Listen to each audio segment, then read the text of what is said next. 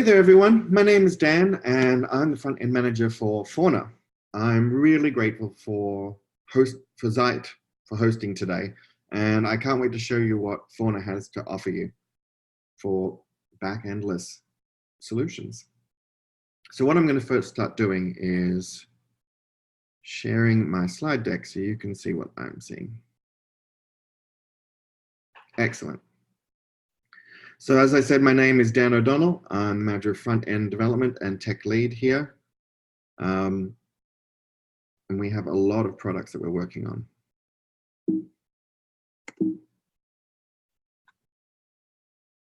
So firstly, who am I? Well, I'm an Australian, but I'm a long way from home. I found myself eventually in Astoria, Oregon, about as far northwest as you can get in Oregon, right across from Washington.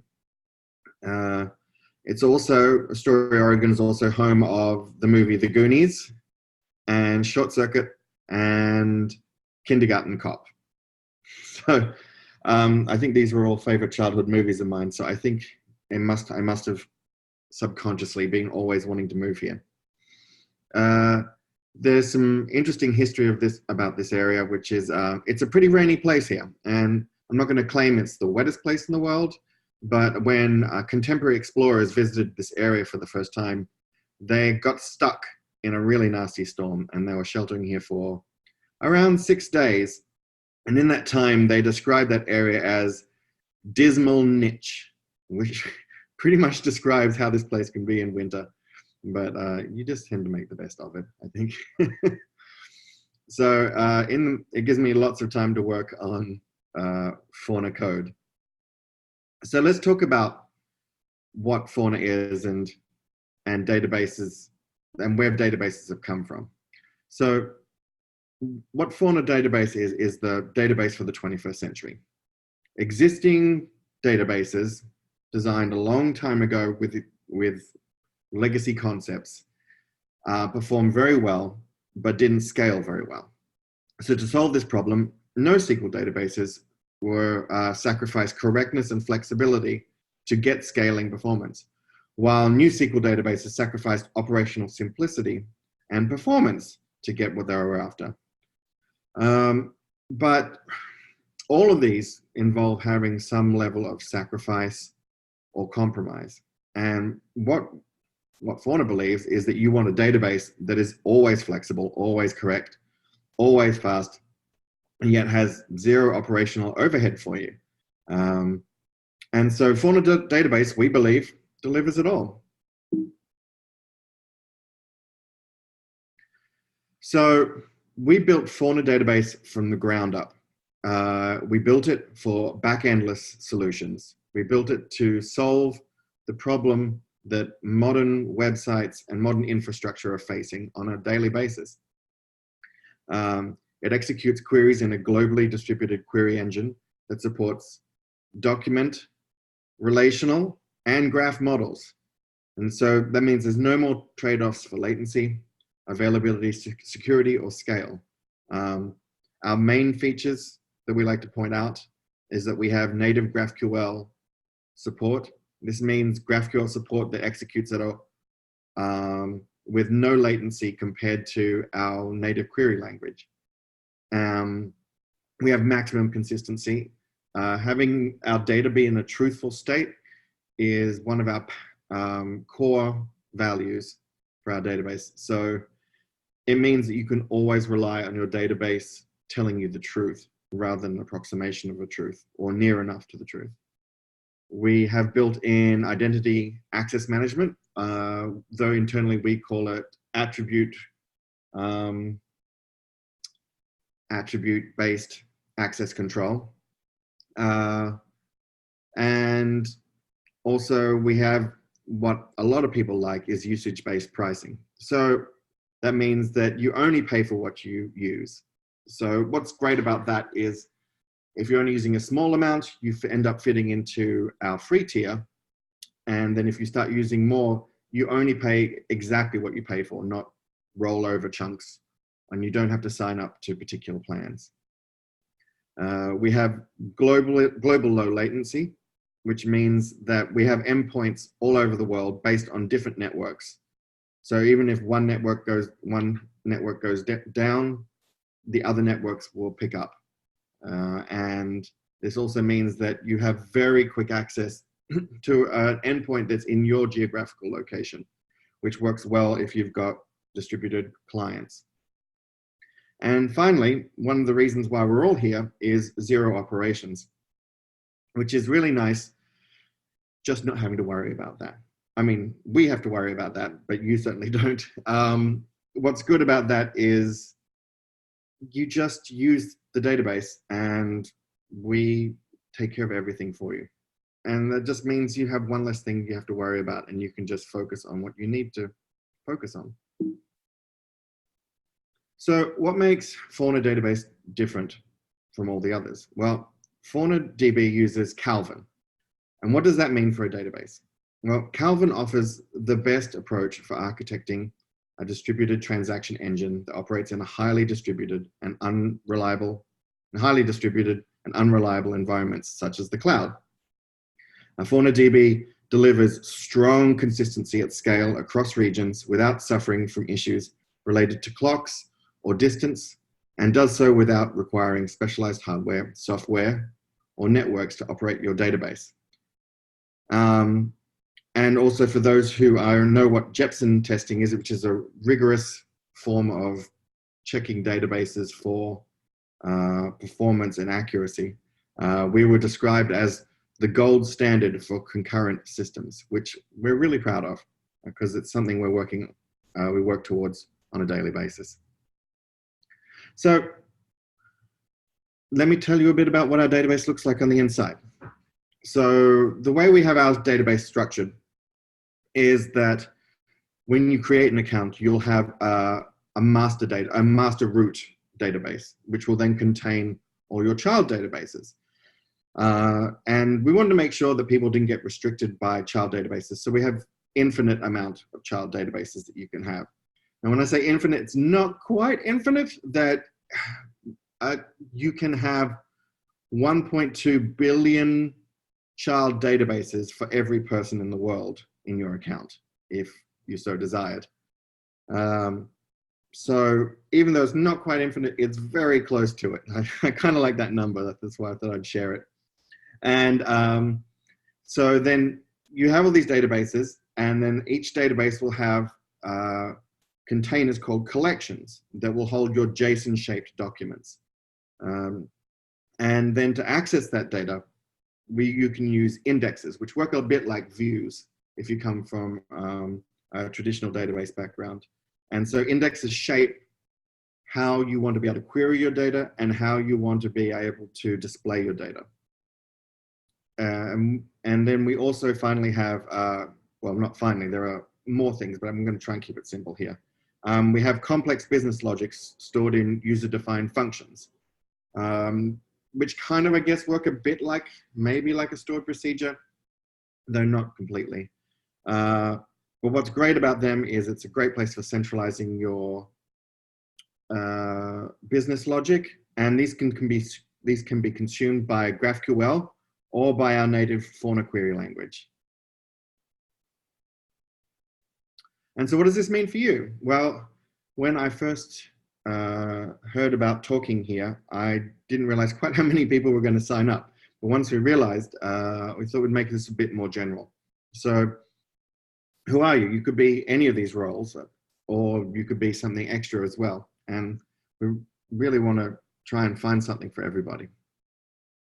So if you're a developer or a hobbyist, or you're just trying to start your next project, we have, what we have for you are a variety of things. So firstly, tools. What we really want to do at Fauna is make it so that you can develop in the language you want, in the style that you want, and this will allow you to just get going. Just use your language, use your style, use your libraries, get going, and start developing against a data source that you know you can rely on, and you don't have to worry about setting up or provisioning. We offer native GraphQL support. So if you love using GraphQL, it's straight out of the box. You've got it works immediately. For those who, pardon me, for those developing in websites or in other languages, we have software development kits. So we support JavaScript and JVM, C#, Go, Python, Ruby, and Swift. We've had inquiries through our community about other languages, and generally, if one of your favorite languages is being supported here, what we recommend is using GraphQL. Nearly all languages have a GraphQL plugin, and it works really well. So for those who, unfortunately, we don't have an SDK for, GraphQL is a great solution for being able to contact us as well. Also, if you're a developer or a hobbyist and you just want to get started, you want to try it out, you want to do a proof of concept or some prototyping, we have a very generous free tier. And what's great, it really bothers me when I see this sometimes in other places, is we have no feature restrictions. When you use Fauna, you get everything. So it's not like on a free tier, you get to use everything, but you don't get to use this extra bit. You get everything. So we figured we needed to make sure that everybody got a first-class experience when they were using this. So what if you're a project owner or a tech lead? Well, what we offer you is the knowledge and the safety of knowing that you're going to be giving the best possible user experience to your clients with their data. They're going to have a reliable data experience. The data is always going to be there. The transactions are going to commit. The transactions won't time out due to data latency, right? Data latency on data writes or reads. Your data is going to be correct all the time, and it avoids fatal business errors. We have built-in redundancy, so you're never going to have data outages. And low latency protocol ensures snappiest possible user experience for your global users.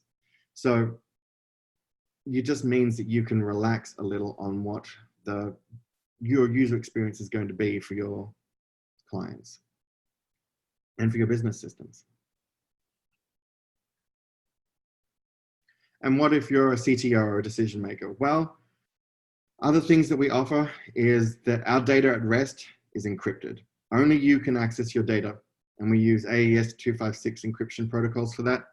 So that means that when you have a data security key, your data is locked away. We can't access it. Nobody else can access it. It's your data, and you can do with it as you want. We also offer identity access management and attribute-based access control. So you can set quite sophisticated data access rules based on attributes of people who are logged in. You can assign roles and make sure that only people in a certain group can access this sort of data. We have very fine-tuned control for that. One other thing we offer is our Calvin provisioning allows our network to automatically react to load. So you never have to worry about trending and is this actually going to be a problem for you. You can just enjoy it, knowing that if the network detects load issues, that it will ramp up extra nodes. And the whole system is designed from the ground up to handle this. And finally, very soon we're going to be offering team management as well. So you'll be able to actually start configuring teams within Fauna and setting different boundaries for those. So however you build, how does Zeit fit into this application? Our gracious hosts here, Zeit, have offered this conference, and I also want to talk about how we love working with Zeit and how you can as well. So however you build your application, Zeit and Fauna are a great choice. If you're using Jamstack, well, using Next.js with Zeit now is a total no-brainer. Zeit made them both, and they work together so well. So combined with a data source like FaunaDB, you can have your server rendered or static websites running with zero operations, especially if you like GraphQL, which a lot of Jamstack development environments are using. And what if you're an SPA? Well, Fauna and Zeit love SPA as well. Our console application is an SPA. And our combined performance creates snappy results that users love. Additionally, if you're using React, Zeit's new SWR data fetching library with hooks is a particularly nice way to consume us. In fact, we just started using it ourselves for our FaunaDB console, and it's great. It has retry events and caching, and it's just really nice to use. And so what about other stateful applications? There are so many options and possibilities that work so nicely with our combined tools. So I genuinely recommend testing it out if you haven't already. So now it is GraphQL demo time. So I thought what I'd do is just give you a demonstration of how quickly you can create an account for free, create a GraphQL endpoint, set up a schema for it, and then do a full range of CRUD operations on it. I thought it'd be an interesting thing to show. So just bear with me a second while I change tabs. All right. So here we are. So I'm going to make an account. We can sign in with OAuth, or we can make an email account. I'm going to make one from scratch. So let's go Dan +1 at s.fauna.com.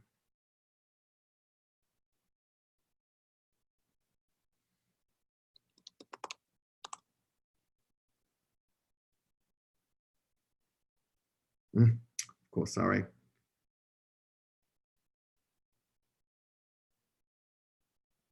I've got to sign up, not sign in. I'm so used to signing in. So let's do that again.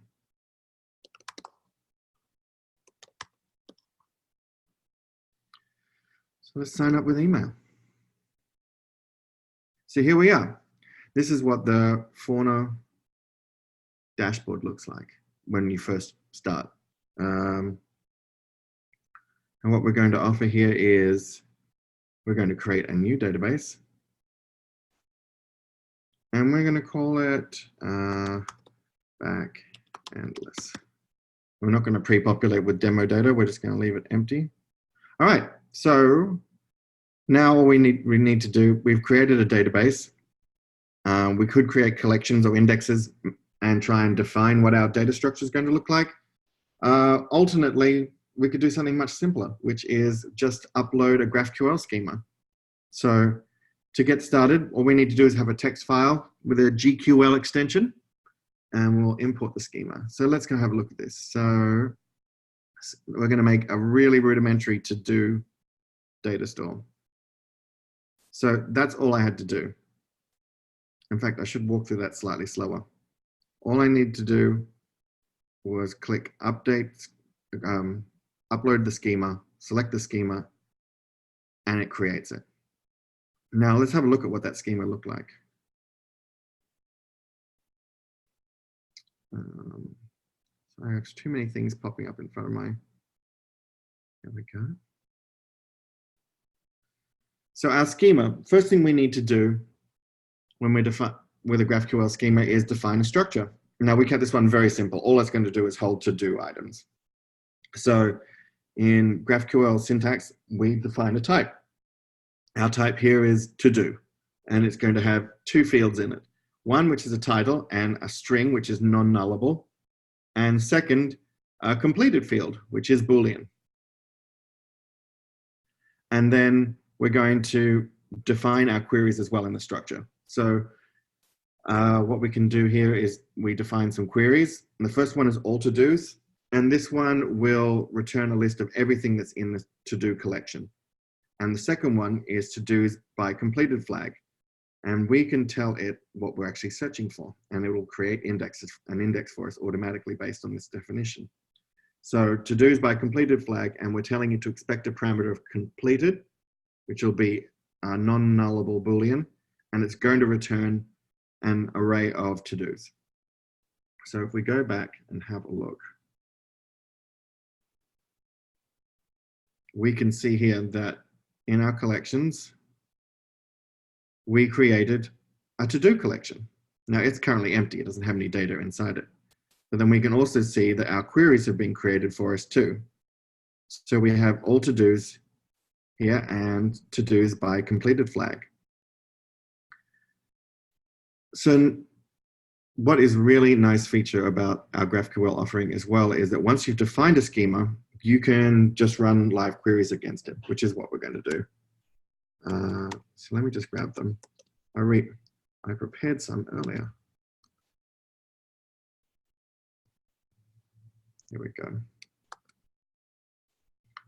So I prepared some earlier. So first thing we're going to do is pre-populate our data, our collection with some data.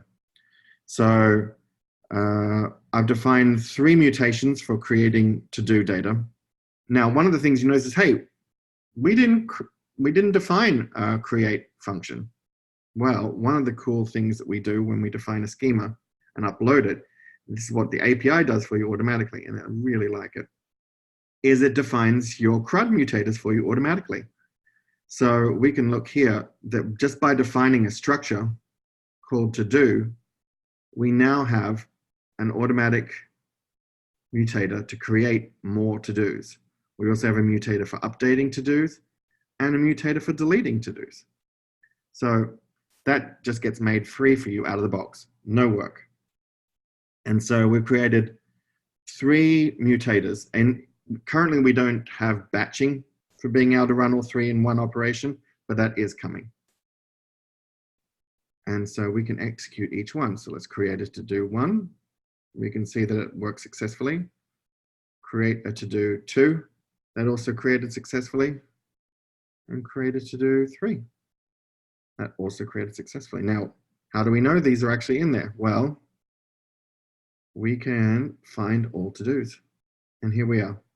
We can see here that we have a list of data with all 3 of our to-do items in here. Toolkit backendless conf, demo creating a GQL schema, and mark this as completed. We can see that one of these is already completed.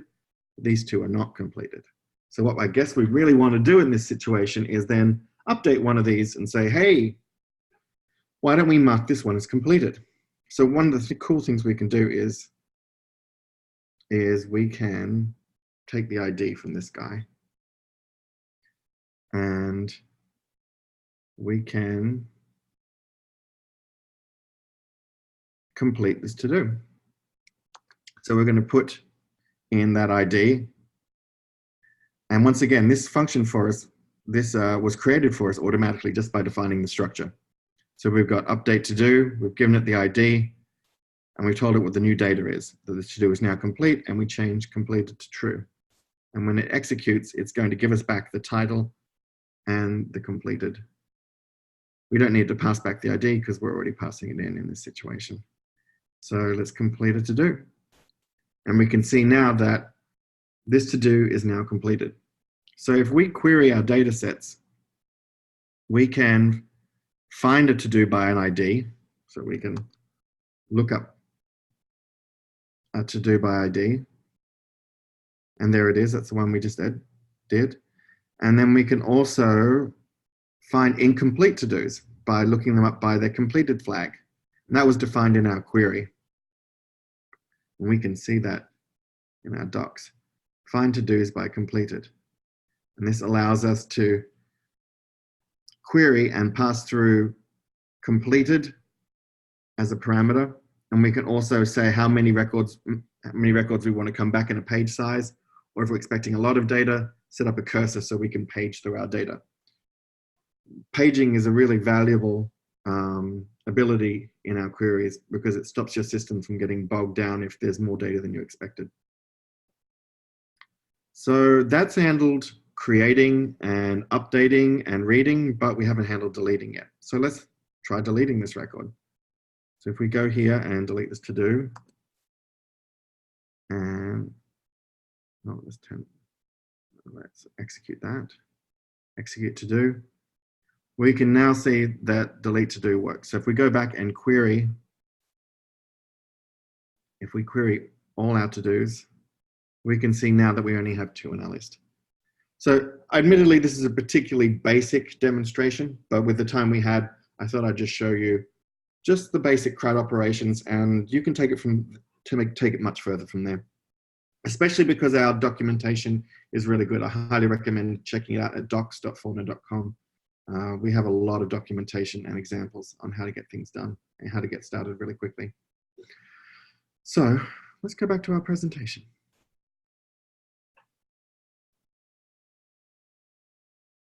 So in recapping, there are many compelling reasons to ditch managing your own database and free yourself up to develop at your preferred speed. You can just forget about that part of it and just know that your database is going to be there. We offer performance, reliability, and we're globally available. And you can get started, as we've seen, almost instantly with GraphQL. And finally, we also have Fuey, Bruno's cockatiel, who joins us in most of our stand-ups. We actually even have a Slack icon in our chats for Fuey. But he is a common fixture in meetings anytime you're in a Zoom meeting with Bruno. So this is when I encourage you yourself to try it now at fauna.com. You can try out our free tier without throttling or restrictions. There's no risk at all to trying and giving it a shot and just seeing what you can do with it. And also, if we have quite an active community over at community.fauna.com, we really would love to hear from you and get your feedback and talk to you and see what we can do for your business requirements. So finally, thank you. I really appreciated being able to be a part of this. And hopefully I'll see you online sometime soon.